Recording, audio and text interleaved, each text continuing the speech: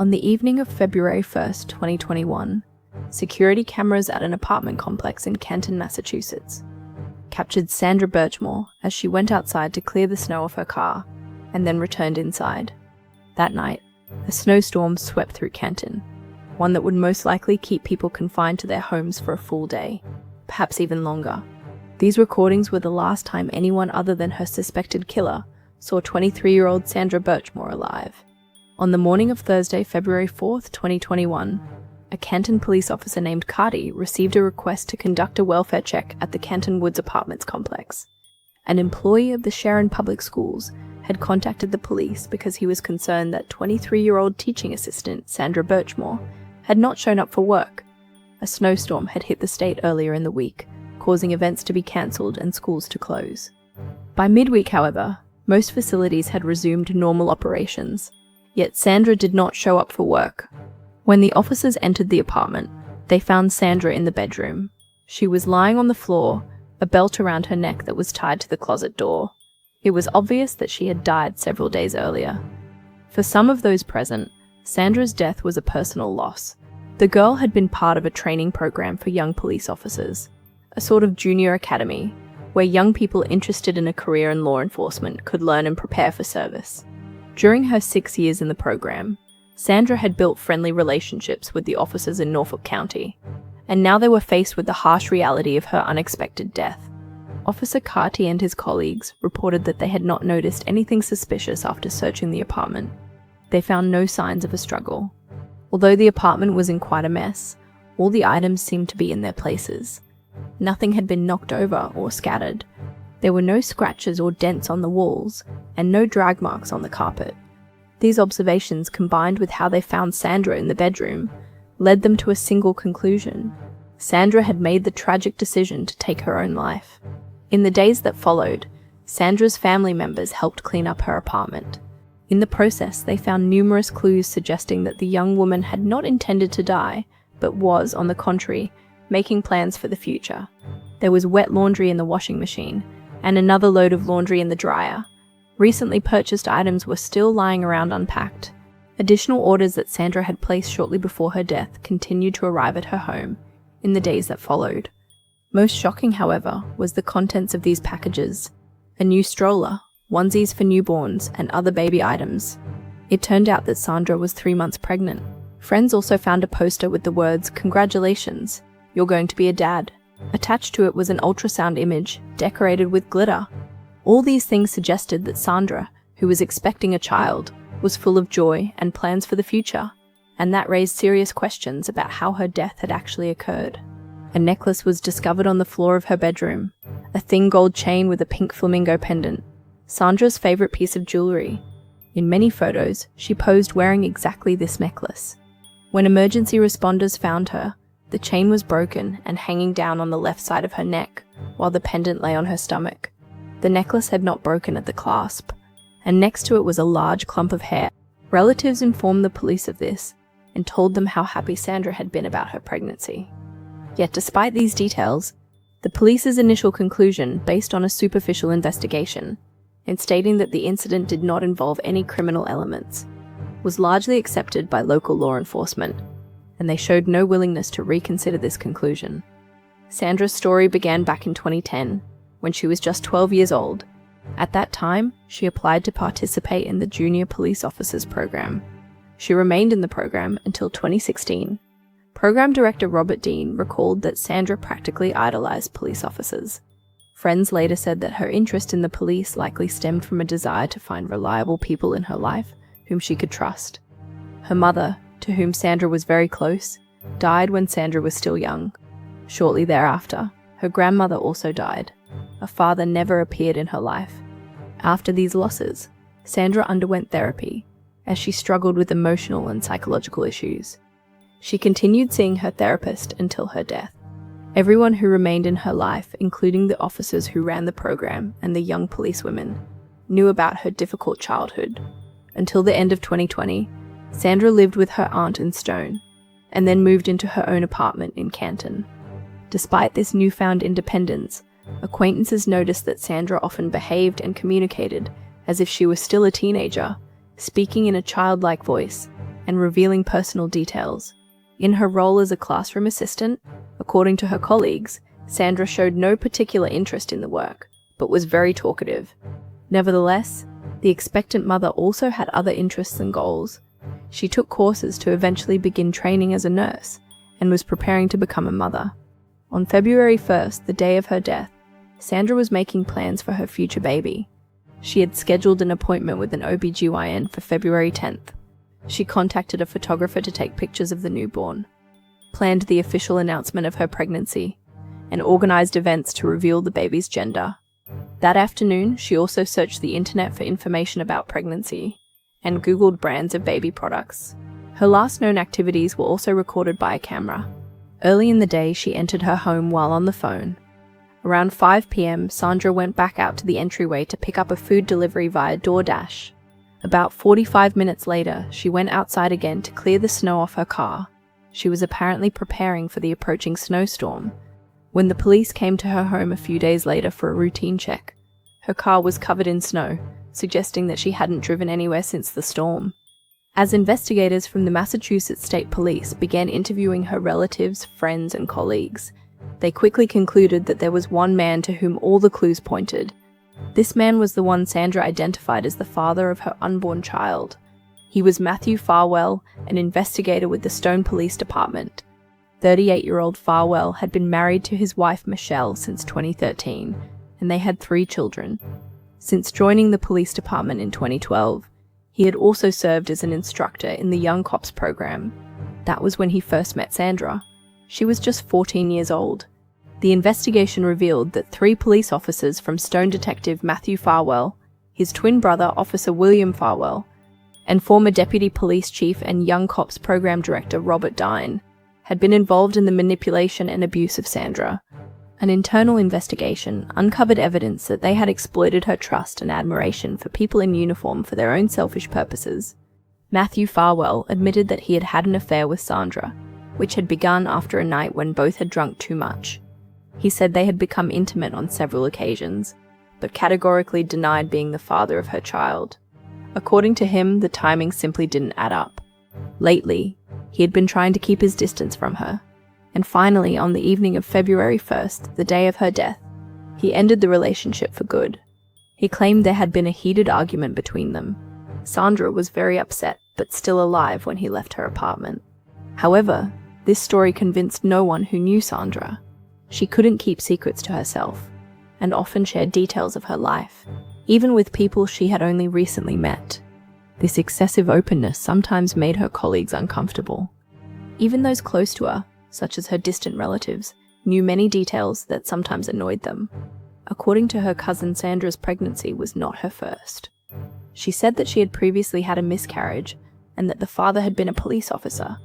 After Sandra's death, her family released a statement saying that it had been her dearest dream to become a mother, and that she would have been a wonderful mother. In May 2021, the pathologist who performed the autopsy determined that Sandra Birchmore had taken her own life. However, many who knew Sandra doubted this conclusion, especially given her joy over the pregnancy and impending motherhood. Matthew Farwell's confession that he had been in a relationship with Sandra triggered an internal investigation by the Stoughton Police Department. The goal was to determine what had been going on behind the scenes during her participation in the Young Cops program. The results of this investigation, released in September, shocked and outraged the public. Despite all the circumstances, witness statements, and internal investigations, investigators from the Canton Police Department and the state of Massachusetts unanimously concluded that there had been no acts of violence against Sandra. The public, particularly in Canton and neighboring Stoughton, was not satisfied with this outcome of the case. However, when it became known that investigator Matthew Farwell had begun his relationship with Sandra when she was only 15 years old, it caused a veritable shock. At that time, Farwell was 27 years old, and the age of consent in Massachusetts was 16. The investigation also revealed that his brother William and former Deputy Police Chief Robert Dine had had sexual relationships with Sandra prior to her death. Afterward, William attempted to set her up with other men, and at least one officer from another department, Josh Hill of the Abington Police Department, was also implicated in this scandal. Interestingly, this was not the first time Robert Dine had been at the center of a scandal. In 2014, Racy photos of Dine and his mistress were emailed to members of the police department and their spouses, leading to his demotion to patrol officer. Nevertheless, he continued to work for the police despite everything, which surprised many. Following the release of the internal investigation's findings, all three, the two Farwell brothers and Dine, resigned from the Stoughton Police Department. Several steps were taken to revoke their eligibility to work in law enforcement in the future. Despite the shocking details and public outrage, the district attorney's office did not file charges against anyone. The prosecutors stated that the case was too weak for criminal prosecution, even though several witnesses were able to confirm the disturbing details that Sandra had shared with them. One of the most striking aspects of this case was that at least one person had already attempted to report Matthew Farwell's behavior in January of that same year, even before Sandra's death. A friend of Sandra's, to whom she owed money, called the police in Stoughton to report the dispute. During the call, she also mentioned that Farwell was in a sexual relationship with Sandra. However, the officer who took the call did not pass the information on to his superiors, but instead shared it only with Farwell himself, who asked that the matter be kept confidential. After Sandra's death, another friend contacted the police and expressed suspicion that Farwell might have been involved in her death. Ultimately, it turned out that Sandra had been the victim of manipulation and had been exploited by adult men she trusted. All of this shook public opinion, and questions arose about a broader problem of corruption within the Norfolk County Police Department. Many asked themselves, how could it have happened that Sandra maintained relationships with several officers for years without the department's knowledge? The residents of Canton and Stoughton began to realize that corruption and the cover-up of potential crimes were far more deeply rooted in their police departments than anyone could have imagined. This case caused many to doubt the nature of law enforcement agencies and their ability to protect citizens, especially those who are most vulnerable. Almost exactly 1 year after Sandra's death, Boston police officer John O'Keefe was found dead in deep snow, following an argument with his girlfriend Karen Red. Karen was arrested and charged with murder, though many began drawing parallels between the O'Keefe case and Sandra's case, claiming that the Canton police were covering for the real perpetrator. This case caused a major stir in Boston and beyond, drew media attention, and gave rise to numerous conspiracy theories. Not surprisingly, some of the same police officers who investigated both Sandra's case and O'Keefe's were involved. All of this turned out to be interconnected, and people began to suspect that one case was covering up the other, and that corruption within the Norfolk County law enforcement agencies ran much deeper than it appeared at first glance.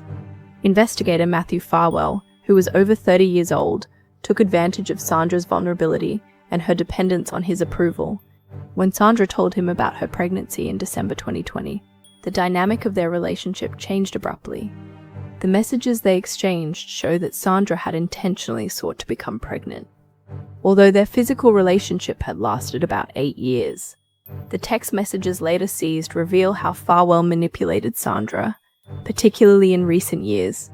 He maintained control over the young woman, who had idealized police officers since childhood and saw them as protectors and mentors. When it came to the news of the pregnancy, Sandra shared her expectations with friends.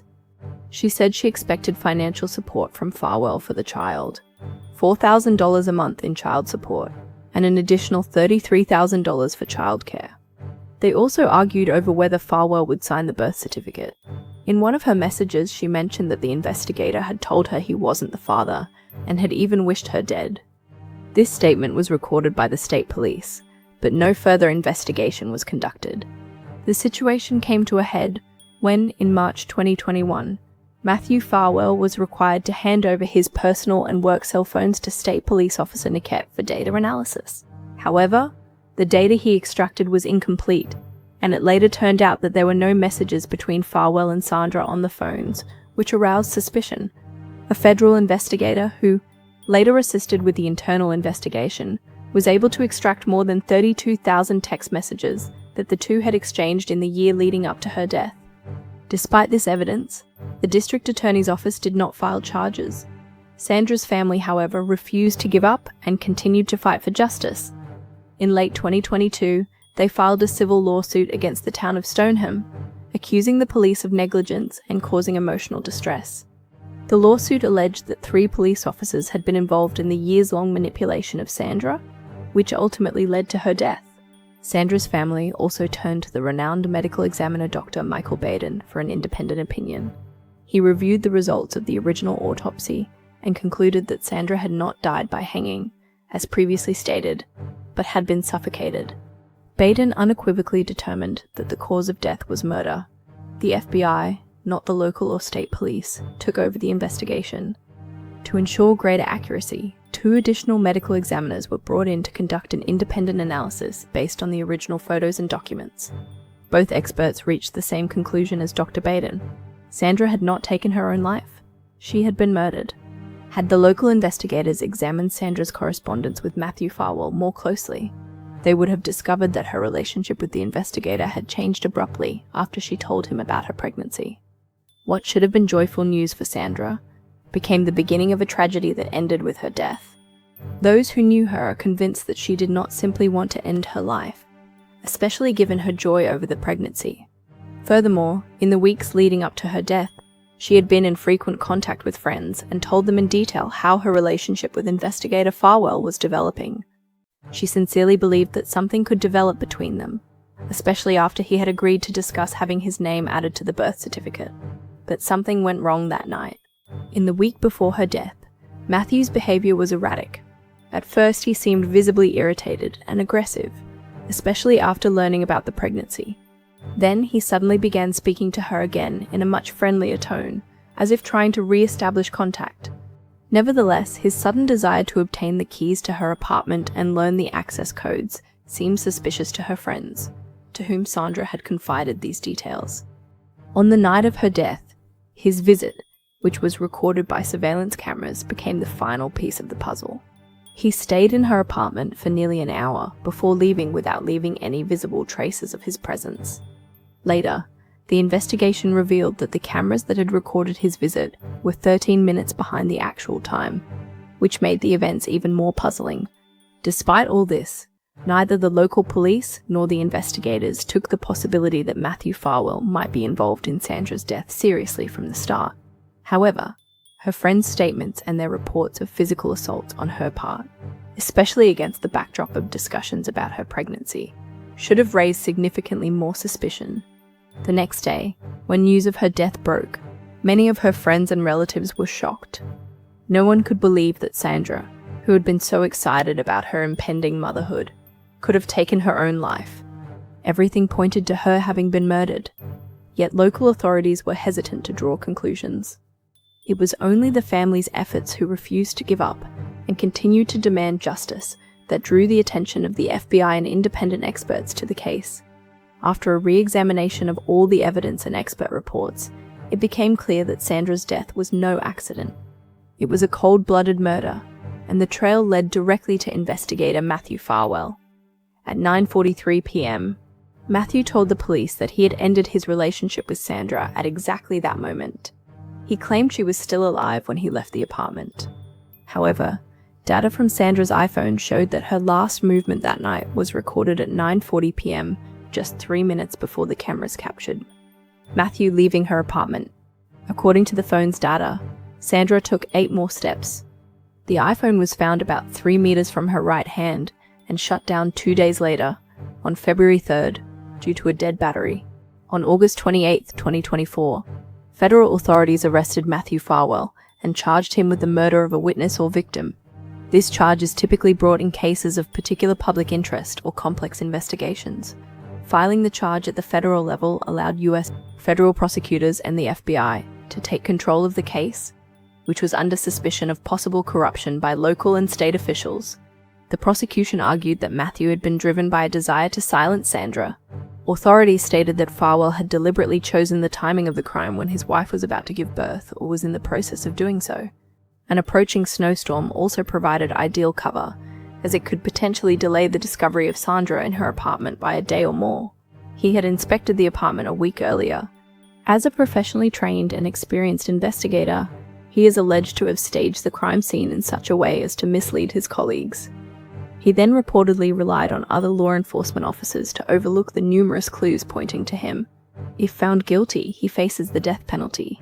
The tragic story of Sandra Birchmore is just one of many that highlight profound problems in the justice system. Her life ended far too soon, and instead of finding protection, she was let down by people she had trusted. This case raises many questions. How could such an injustice have occurred? And what else lies hidden behind the veil of silence and possible corruption within law enforcement agencies? But Sandra's story is not just about what has been lost, but also about what still needs to be done.